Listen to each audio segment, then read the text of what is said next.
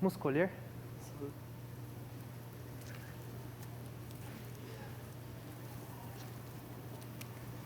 Tá bom.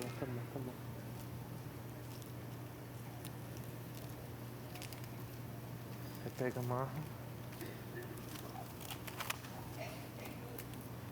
Filho, esses aqui são os primeiros frutos que Deus tem nos dado. Vamos levar a sacerdote? Mas papai, a colheita de cevada ainda nem começou. Isso é tudo que nós temos até agora. Eu sei, filho, que esses são os primeiros frutos. Mas Deus nos ordenou que após a Páscoa devíamos levar os primeiros frutos a Ele. Eu não sei como será daqui para frente, mas Deus vai abençoar com o restante. Como é grande sua fé, papai. Que é isso, filho? É que Deus é muito bom e Ele vai dar o restante. Vamos ao sacerdote? Vamos sim, vamos, mãe. Sacerdote, aqui são os nossos primeiros frutos que Deus tem nos dado. Que o Senhor abençoe a nossa colheita com prosperidade e paz. Vamos orar? Ó Rei auxiliador, Salvador e escudo, bendito sejas tu, eterno, escudo de Abraão. Tu sustentas a vida com misericórdia, ressuscita os mortos com grande piedade, ampara os caídos e sara os doentes, afrouxa as ataduras dos que estão em grilhões e confirma tua fidelidade aos que dormem no pó. Quem é como tu és, eterno de poderosos atos? Ou quem pode ser comparado a ti, Rei que tira e restitui a vida e que faz florescer a salvação? Bendito sejas tu, eterno, que ressuscita os mortos. Amém. Amém. Amém. Vamos? Vamos sim.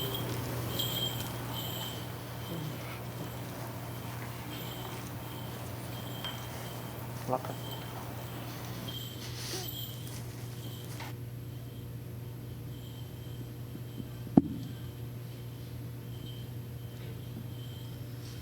Quero louvar a Deus pelo privilégio que pessoalmente eu tenho de pastorear essa congregação. E eu queria poder ter palavras para vocês entenderem a minha alegria, o meu prazer. Bem-vindos todos. Que Deus nos dê a sua graça, a sua bênção e a sua bondade nesta hora. Uma saudação carinhosa para você que nos acompanha pela internet. Um abraço, Zezinho, falou comigo agora há pouco, Paulinha. Tem gente nos acompanhando em vários países do mundo, além de diversas cidades aqui do Brasil. Além de termos a nave da igreja quase que totalmente tomada em plena segunda-feira, mais uma multidão que nos acompanha pela internet. Só podemos dizer, louvado seja Deus. E o povo de Deus diz? Amém. Glória a Deus. Trouxeram a Bíblia? Vamos abrir a palavra de Deus. Nós estamos usando e abusando do capítulo 23 do livro de Levítico.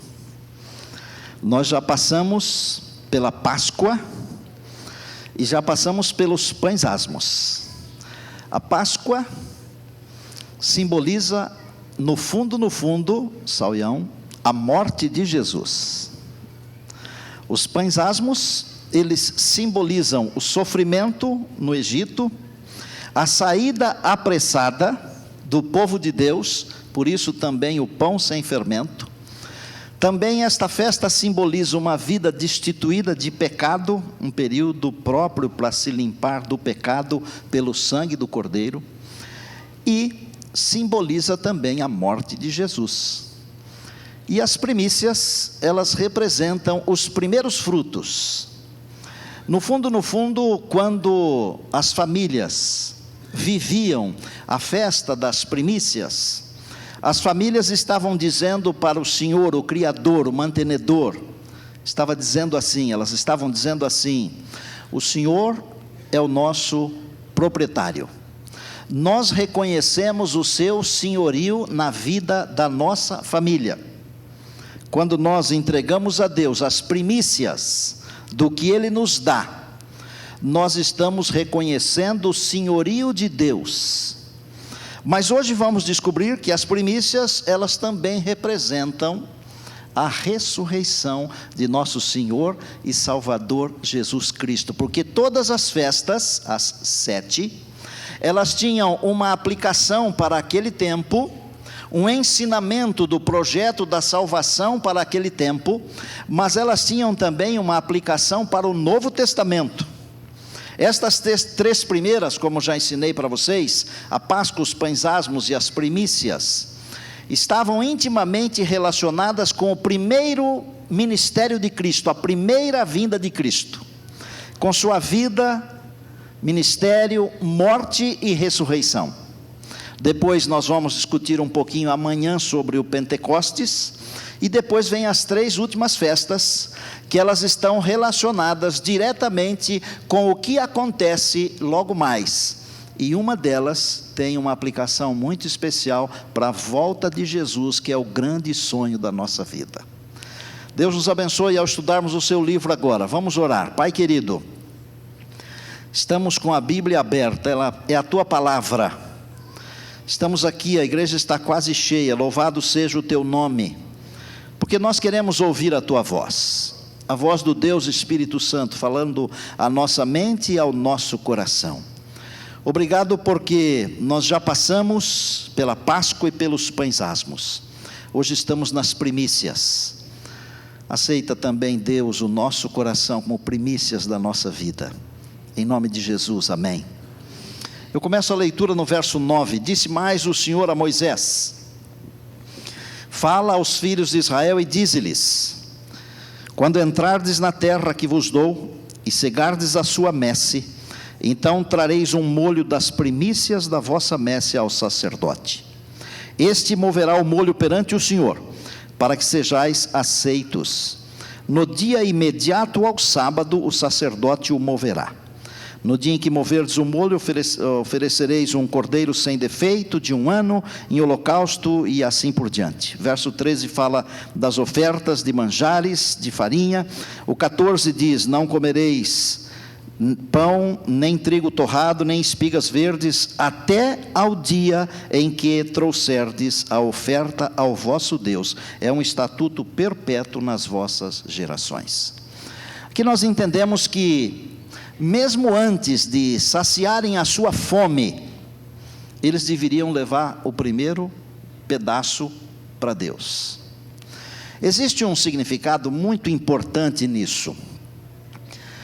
Por que Deus quer que entreguemos a Ele o primeiro, o mais importante, o que nos é mais caro?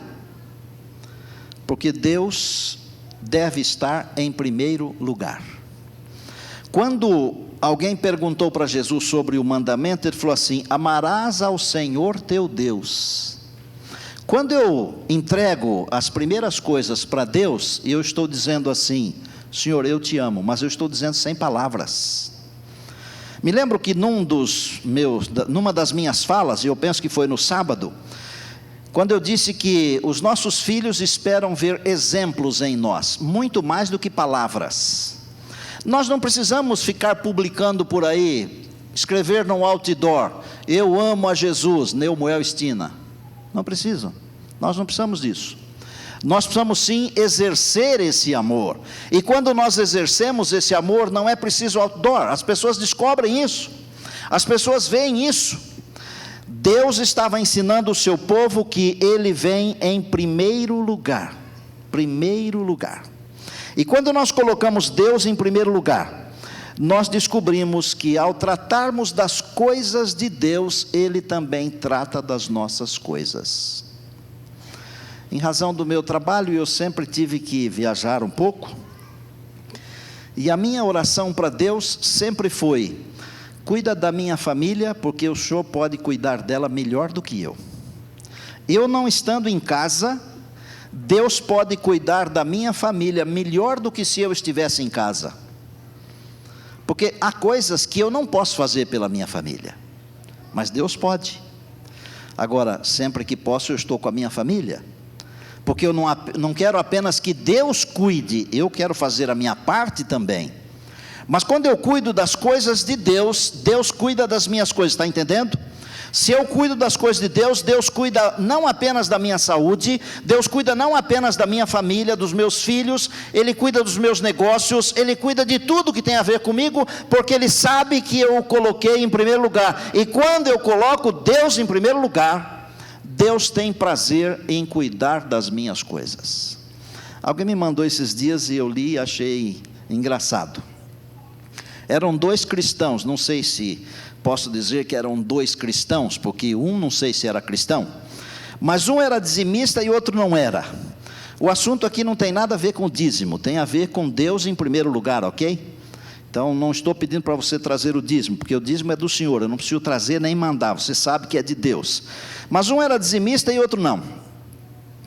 Aí o que não era dizimista chegou para ele e falou assim: você poderia me falar quanto que é o seu dízimo? Aí ele falou: é R$900, ganhava até bem, né? Bom, R$900 vezes 12 vai dar num ano R$10.800. Tá certo a conta, meus colegas? Tá, né? Quando está certo, está certo. Se você calcular isso aí em 20 anos, vai dar R$216 mil, sem juros e correções. Você sabia que em 20 anos, aplicado esse dinheiro, você poderia comprar uma Ferrari novinha? Aí o que era dizimista, cristão, olhou para aquele cristão não dizimista e falou para ele assim: eu gostaria que você me mostrasse a sua Ferrari. Ele falou: mas eu não tenho. Então deixa de me encher a paciência e deixa eu ser fiel ao meu Deus, tá bom? Era a conversa de 2 indivíduos apenas. Deus é primeiro. Quando nós aprendemos a colocar a Deus em primeiro lugar, Deus tem prazer em cuidar das nossas coisas, Deus tem prazer em cuidar daquilo que é nosso. Vou rememorar umas 2 coisinhas que eu já falei, para ficar claro. Ontem eu disse que, seguindo a linha do raciocínio de alguns dos teólogos, o Senhor Jesus morreu numa sexta-feira, Ele ficou o sábado na sepultura e o domingo Ele ressuscitou. E é mais ou menos isso que todos nós acreditamos, não é assim? Mais ou menos isso que todos acreditamos. Há uns que pensam um pouquinho diferente. Tem gente até que pensa que Jesus morreu na quarta-feira. Mas quando a gente estuda a Bíblia, sem a confusão dos teólogos, só a Bíblia, a gente entende que Jesus morreu numa sexta. E pastor Orne disse um dia aqui que os teólogos... Elias, fala para ele que eu falei isso, viu? Ele disse aqui que os teólogos gostam de complicar as coisas, e nesse aspecto eu concordo com ele. Porque quando nós estudamos a Bíblia, só a Bíblia, com cuidado, com orientação do Espírito, nós entendemos tranquilamente. E ontem eu falei para vocês que para quem quer entender a Bíblia é fácil. Agora, para quem não quer entender, tem 1 milhão de cabides para pendurar dúvidas. Jesus morreu então na Páscoa, porque desde quinta-noite até sexta-noite seria Páscoa. Jesus foi sepultado no primeiro dia dos pães asmos, e eu falei que aquele dia era um dia de tristeza, lembram disso? E Jesus ressuscitou no próximo dia, e segundo o que nós entendemos aqui, o próximo dia, depois do primeiro dia da festa dos pães asmos, era o dia das primícias. E Jesus ressuscitou como as primícias daqueles que estão na sepultura. Eu posso ler isso na Bíblia, 1 Coríntios capítulo 15, e se você quiser ir lá para olhar, pode ir, você não escuta o que eu vou falar, verso 20, mas de fato, Cristo ressuscitou dentre os mortos, sendo Ele as primícias dos que dormem. A Bíblia não diz que Ele é a primícia da ressurreição, a Bíblia diz que Ele é a primícia dos que dormem. Por que a Bíblia diz que Ele é a primícia dos que dormem? Quando eu leio em Apocalipse 13, verso 8, a Bíblia diz que o Cordeiro de Deus, Ele foi morto antes da fundação do mundo. E não quer dizer que literalmente Jesus tenha morrido antes da fundação do mundo. É que Jesus prometeu-se, colocou-se à disposição para morrer em lugar do homem, caso o homem viesse a pecar, antes da fundação do mundo, está entendendo? Antes da fundação do mundo. Por que ele representa as primícias? Vou falar para você que uns indivíduos foram para o céu antes dele. Por exemplo, Elias foi para o céu. Teve mais um que foi para o céu. Nós entendemos que Moisés também foi para o céu. Por isso que ele apareceu no Monte da Transfiguração com Jesus. E quem quer conferir, está em Judas, verso 9. Tem um capítulo apenas, verso 9. Se Jesus não tivesse vencido a morte, se Jesus não tivesse ressuscitado, pelo menos o Moisés teria que voltar. O Elias eu não sei, porque ele não passou pela morte. Mas o Moisés eu tenho convicção que teria que voltar. Mas pastor, como é que é isso? Isso é simples. É como quando eu compro alguma coisa para pagar amanhã. E eu já posso ter o bem que eu comprei, mas eu vou pagar amanhã. Numa linguagem assim bem vulgar, antigamente se chamava pré-datado. Vocês não sabem o que é isso, né? Pré-datado. Vocês nunca fizeram isso, eu sei disso. Moisés foi para o céu, era um cheque pré-datado que Deus deu. E esse cheque foi coberto quando Jesus venceu os grilhões da morte. Porque Jesus, segundo a Bíblia, ele é a primícia dos mortos, ele ressuscitou. E segundo o Apocalipse, ele foi morto desde a fundação do mundo. Quer mais um? 1 Pedro capítulo 1, versos 19 e 20. Pedro fala que o sangue do Cordeiro de Deus, ele foi conhecido antes da fundação do mundo, mas manifestado nos nossos dias. Esse é o plano da salvação. Eu não tenho dúvida alguma de afirmar a você, meu irmão, minha irmã, meu amigo, minha amiga, que Deus tem um plano de salvação a respeito da sua vida individual, a respeito da sua família. Estou falando de você, porque Ele tem a respeito de mim e da minha família. Deus tem um plano de salvação elaborado a respeito de mim, e o tem também a respeito de você, antes da fundação do mundo. Você está no coração de Deus, e se quiser dizer amém, pode dizer com alegria, você está no coração de Deus desde antes da fundação do mundo. Eu adoro a teologia da palavra, da Bíblia, porque a Bíblia me ensina coisas impressionantes. No Salmo 24, depois em casa você lê, por favor, tem um cântico antifonal. Anjos que subiram com Jesus depois da sua ressurreição, depois de um período que ele passou aqui ensinando, cantando para que as portas do céu se abrissem, e os anjos que estavam na porta perguntavam: mas por que vamos abrir? Para quê? E então os que estavam subindo com Jesus gritavam: para que entre o Rei da Glória. Mas quem é esse Rei da Glória? É o Senhor dos Exércitos, Deus forte e poderoso nas batalhas. Ele é o Rei da Glória, é o Senhor Jesus. O Senhor Jesus venceu. Ele venceu o pecado, ele venceu no deserto, ele venceu no jardim do Getsêmani, ele venceu na cruz, e ele venceu também no nosso coração. E assim como ele ascendeu aos céus, e as portas se abriram para ele entrar, um dia desses ele virá nos buscar, e nos levará, e as portas vão se abrir, e nós vamos entrar, aleluia. O que aconteceu naquele dia, quando Jesus ressuscitou, no dia das primícias, domingo de manhã? Aconteceu que um monte de gente ressuscitou com ele, está na Bíblia, Mateus 27, se quiser ler pode, vai dos versos 50 até os 53, quando ele morreu houve um terremoto grande, os corpos se moveram dentro dos sepulcros, e no domingo de madrugada, quando Jesus saiu do túmulo, estes corpos que se moveram saíram, foram ressuscitados juntamente com ele, e a Bíblia diz que eles entraram na cidade, foram reconhecidos. Esse entraram na cidade aqui tem uma dupla aplicação e duplo entendimento. Eles entraram na cidade de Jerusalém, foram reconhecidos por pessoas que os conheciam antes.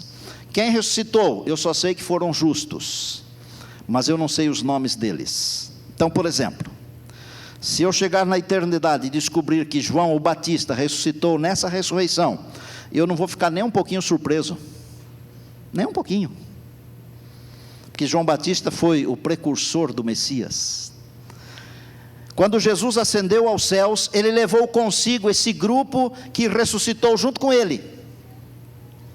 E ele apresentou ao Pai esse grupo como sendo aquele molho que foi apresentado ao sacerdote, como sendo as primícias. E todo o céu quis adorá-lo, e ele disse: esperem um pouco, eu preciso me apresentar ao meu Pai primeiro. E quando o Pai disse que a justiça estava satisfeita, ele falou para o Pai assim: esses aqui são os representantes dos milhões que eu vou trazer para cá daqui a alguns dias. Aleluia! E ele falou para o Pai assim: eu quero que onde eu estiver, eles estejam comigo. E o Pai falou: tudo ok, eles podem estar. Aí vem uma escritora americana chamada Ellen Goldwhite, que eu reputo inspirada, e ela diz assim: em Cristo, nós arrependidos somos aceitos no amado. Aleluia! Nós somos aceitos como filhos de Deus. Por isso João diz: e a todos quantos o receberam, deu-lhes o direito de serem feitos filhos de Deus, a saber, os que creem no seu nome. Agora, não foi só quando Jesus ressuscitou que tem essa história de ressurreição em grupos. Um pouquinho antes da segunda vinda, haverá uma outra ressurreição em grupos. Muitos vão ressuscitar, Daniel 12, 1 e 2. Alguns santos vão ressuscitar para ver Jesus voltando, e alguns ímpios vão ressuscitar para ver os santos recebendo a glória, santos que eles mataram, por exemplo. Imaginem todo o terror da Idade Média, aqueles que mandavam e achavam que mandavam até na vida dos cristãos para matá-los. E alguns desses dias também vão ressuscitar, mas vão morrer de novo. Agora os santos que ressuscitarem vão ressuscitar com uma vida imortal. Depois, quando Jesus chega aqui do alto, porque ele não vai pisar o planeta nesta vinda, ele vai chamar os santos que estão dormindo, e uma multidão enorme vai ressuscitar. Essa é a primeira grande ressurreição. E depois há uma outra grande ressurreição, depois do milênio, quando então ressuscitam os ímpios, para receberem apenas e tão somente o castigo. O que aconteceu naquele domingo de manhã? Mateus diz assim: um anjo desceu do céu. Eu gosto de pensar nas coisas, eu tenho tempo para isso e sou pago para isso, e bem pago. É um bem pago que não dá para ficar rico, mas dá para viver feliz e eternamente. Como deve ter sido a experiência daquele anjo voando, cruzando o espaço infinito e brilhando na escuridão, e chegando lá no túmulo novo de José, moveu a pedra, todos os demônios estavam ali. Imaginem, no plano de Deus não existe ser, ok? Mas no ponto de vista do homem existe, não é? Se Jesus não tivesse ressuscitado, nós não estaríamos aqui. Pode ser que nós estaríamos numa outra religião, numa religião que adora um Deus que morreu e os ossos se acabaram por aí.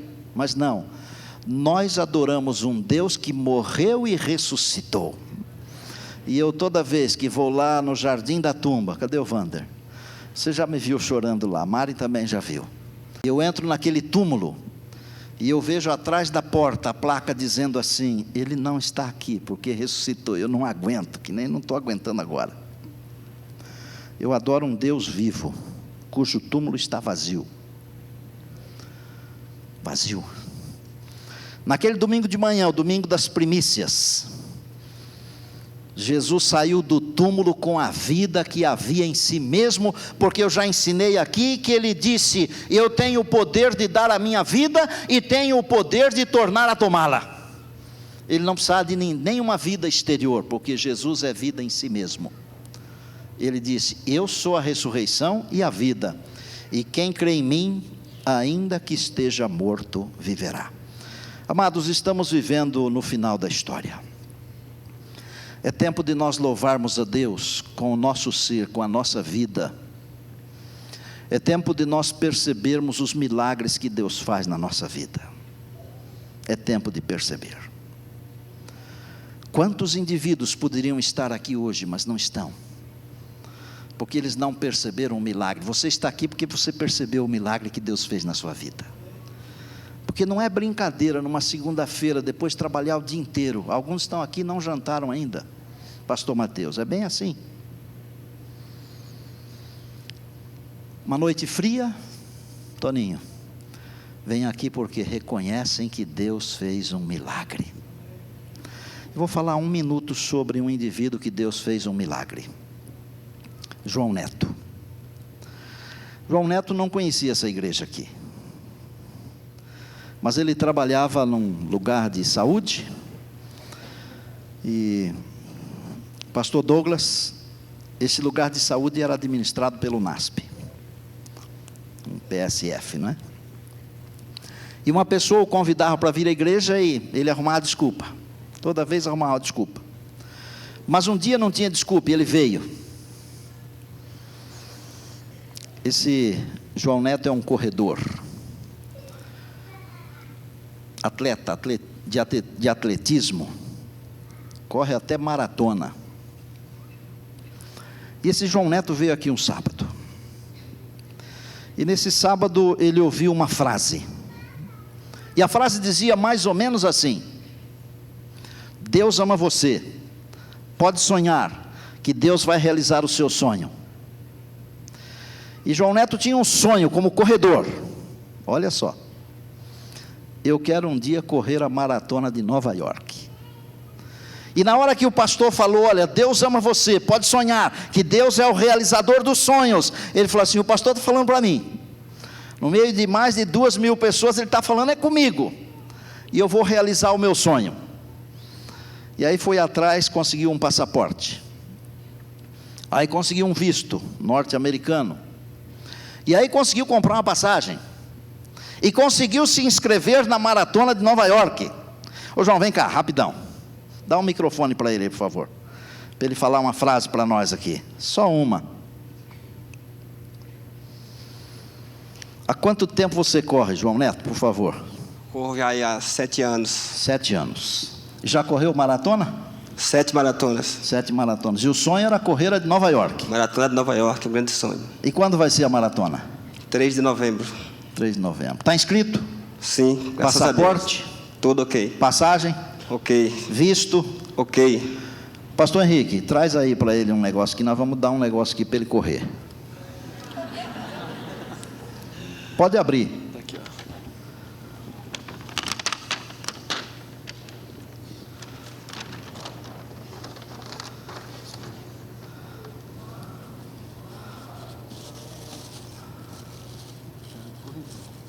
Tem. Das cores que o corredor gosta. Sei que tem muitos corredores aí, vai saber que eu estou falando a verdade.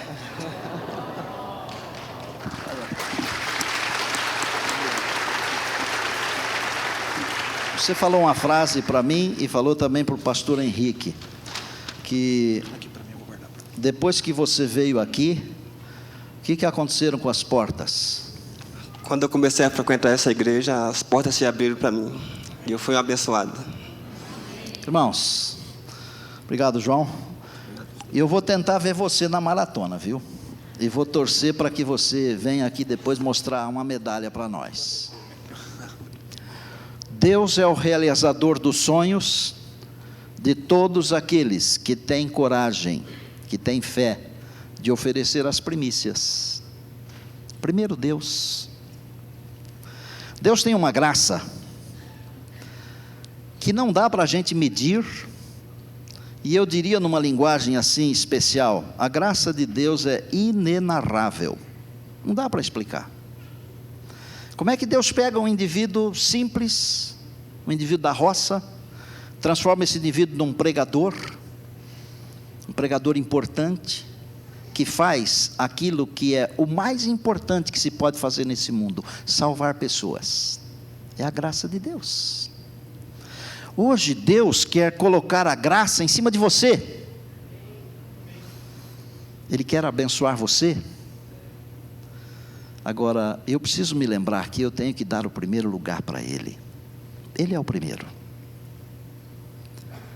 Talvez eu tenha aqui hoje uma porção de gente que gostaria de dizer: Senhor, eu também me sinto abençoado por ter colocado o Senhor em primeiro lugar. Então eu vou fazer um apelo que ele tem duas direções.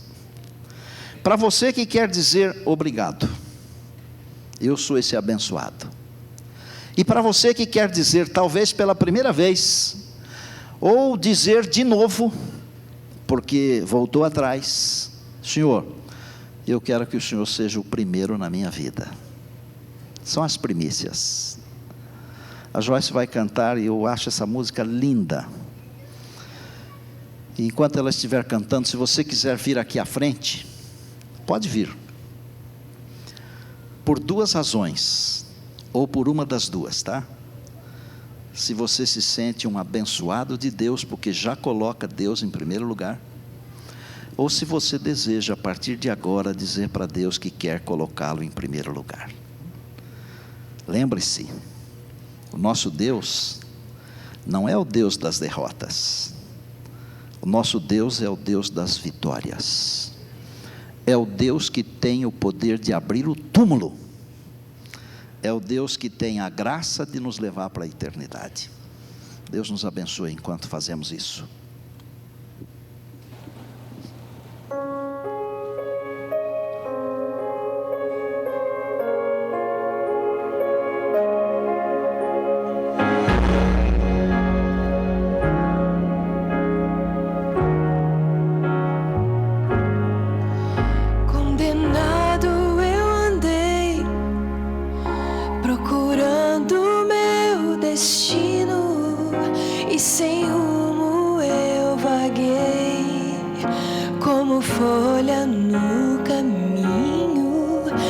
Pelo sangue de Jesus, aleluia, fui achado pela glória de sua cruz.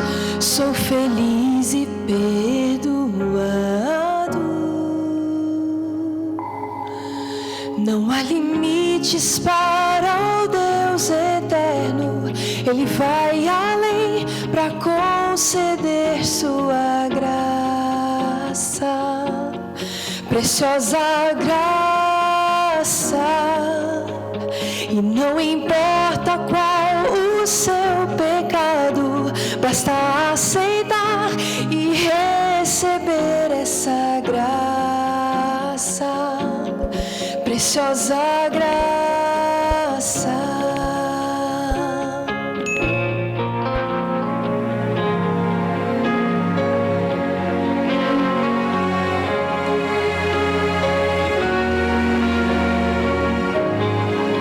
Somos filhos do Senhor e herdeiros de seu reino.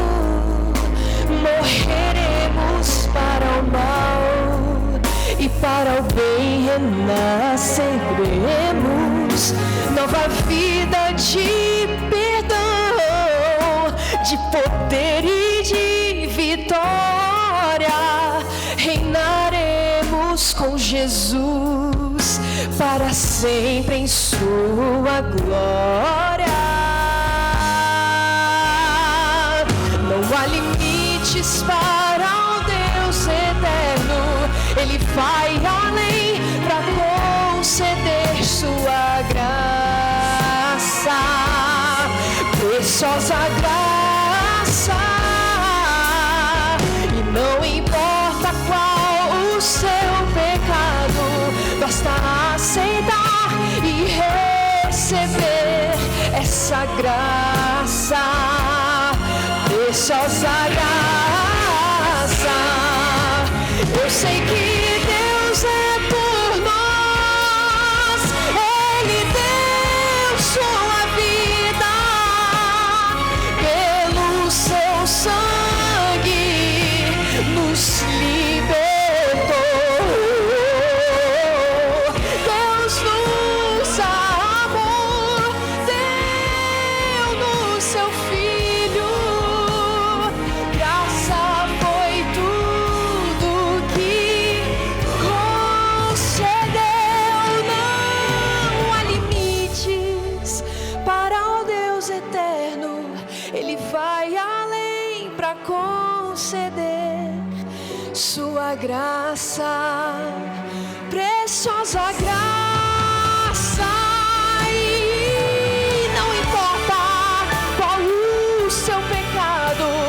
basta aceitar e receber essa graça, preciosa graça.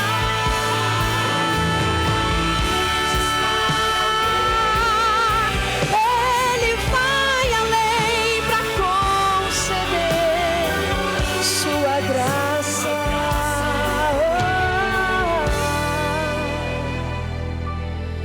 Preciosa graça.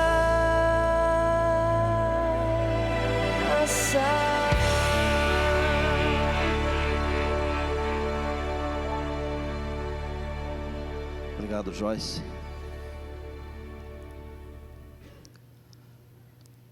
Não é uma bênção estar aqui, gente? Hã? Vamos dizer amém? Antes de orar, 3 coisinhas. Você que ainda não trocou o seu DVD, aquele que não funcionou, pelo que funciona, ele está disponível. Outra coisa, os nossos convidados que não são membros da igreja, eles têm direito a um brinde, a um presente, um livro. Podem passar a saída para receber, ok? E só 2 detalhezinhos. Não sei quantos de vocês já viram aí a pequena exposição que nós fizemos. Pastor Mateus, obrigado. Pastor Mauro e Pastor Henrique. Passem por ali para dar uma olhada. Está aqui nessa saída à esquerda de vocês todos e à minha direita. E lá embaixo está funcionando a câmara de oração. Venha um pouquinho antes, ore, tá bom?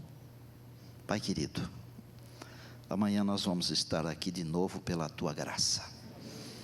Como acabamos de ouvir a Joyce, não tem limites, louvado seja o Teu nome. Obrigado porque Jesus ressuscitou e Ele representa as primícias do reino de Deus. Nós queremos também, como primícias, oferecer a nossa vida ao Senhor e dizer através do nosso exemplo que o senhorio da nossa vida pertence ao nosso Deus. Abençoa o Teu povo que está aqui, Pai. Abençoa o Teu povo que está nos acompanhando pela internet. Há pessoas que acordaram cedo lá no Japão e estão nos acompanhando. Que a Tua bênção esteja com eles também. Tantos lugares do mundo, tanta gente acompanhando a pregação da palavra. Louvamos o Teu nome e Te agradecemos por tudo e pedimos que nada atrapalhe de estarmos aqui amanhã outra vez. Em nome de Jesus, amém.